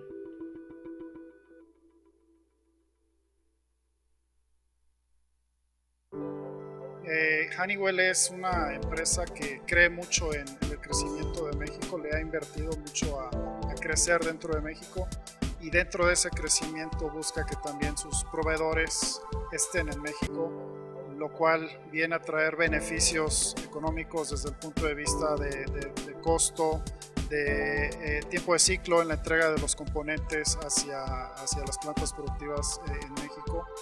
La experiencia que hemos tenido de participaciones anteriores en el encuentro de negocios han sido muy buenas. Se han logrado un crecimiento interesante en la proveeduría nacional, es donde nosotros apoyamos al desarrollo de proveedores en el país, ya sea proveedores nacionales o sean proveedores que tienen también un programa de industria maquiladora como nosotros.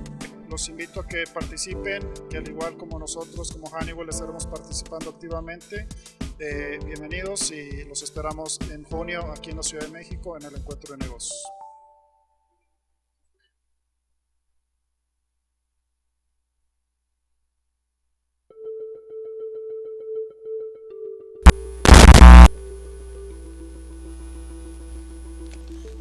Hace 40 años, la industria maquiladora y manufacturera de exportación llegó a Jalisco, abriendo puestos de trabajo y generando bienestar social.